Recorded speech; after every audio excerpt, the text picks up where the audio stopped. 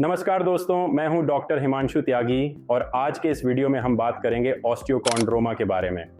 ये एक ऐसा बोन ट्यूमर है जो कैंसर नहीं होता और ज़्यादातर बच्चों या युवाओं में पाया जाता है।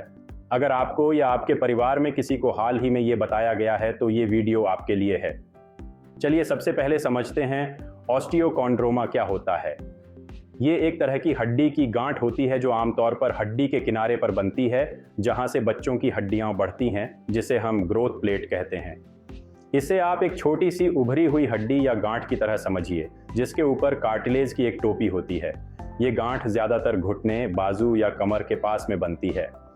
हालांकि इसे ट्यूमर कहते हैं, लेकिन ये कैंसर नहीं होता और ज़्यादातर मामलों में न फैलता है और न ही खतरनाक होता है।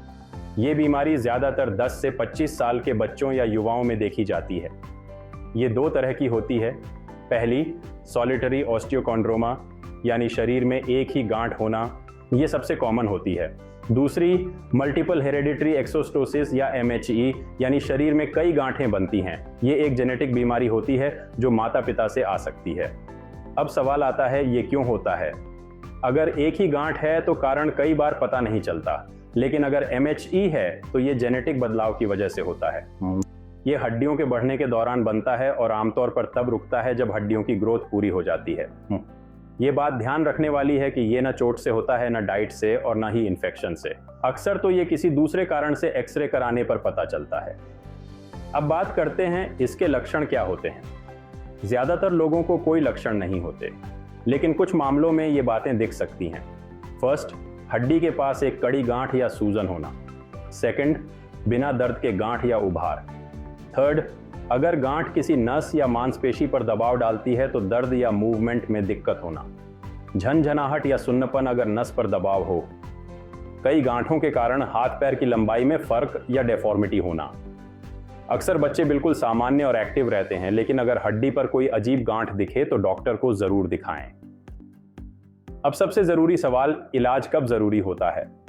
हालांकि ज्यादातर ऑस्टियोकॉन्ड्रोमास खतरे से बाहर होते हैं, लेकिन अगर गांठ तेजी से बढ़ रही हो या गांठ में दर्द, नरमी या सूजन हो या नस या मांसपेशी दब रही हो या अचानक साइज में बदलाव दिखे तो ये रेड फ्लैग है जिन पर ध्यान देना चाहिए। बहुत ही कम मामलों में, 8% से भी कम, ये कैंसर में बदल सकता है, जिसे कॉन्ड्रोसार्कोमा कहते हैं। ये ज्यादातर उन्हीं में होता है जिन्हें MHE होता है। इसलिए हर मरीज की फॉलो अप जांच जरूरी होती है। नेक्स्ट इंपॉर्टेंट क्वेश्चन इज, जांच कैसे होती है? डॉक्टर सबसे पहले फिजिकल एग्जाम करते हैं, फिर एक्सरे किया जाता है जिससे गांठ साफ दिखती है। MRI से हम कार्टिलेज और आसपास की हालत देखते हैं। कुछ मामलों में CT स्कैन या बायोप्सी की भी जरूरत होती है। अब बड़ा सवाल, क्या हर ऑस्टियोकॉन्ड्रोमा का ऑपरेशन जरूरी है? नहीं, ज्यादातर मामलों में कोई इलाज नहीं चाहिए।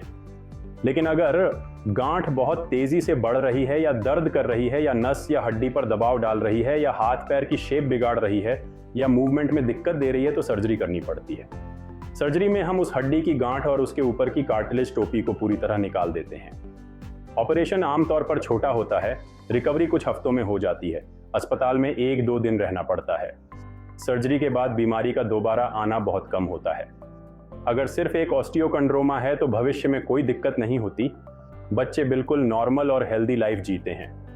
लेकिन MHE वाले मामलों में समय समय पर चेकअप जरूरी है, ताकि डेफॉर्मिटी या कैंसर जैसी समस्या समय पर पकड़ी जा सके। तो याद रखिए, ऑस्टियोकॉन्ड्रोमा एक गैर कैंसर वाली हड्डी की गांठ है। ज्यादातर मामलों में दर्द नहीं होता और ये किसी जांच में अचानक पता चलता है।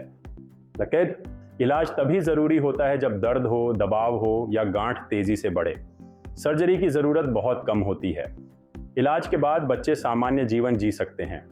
धन्यवाद इस वीडियो को देखने के लिए। उम्मीद है आपको ऑस्टियोकॉन्ड्रोमा को समझने में मदद मिली होगी। अगर कोई सवाल हो या आप परामर्श चाहते हो तो आप हमसे संपर्क कर सकते हैं। धन्यवाद।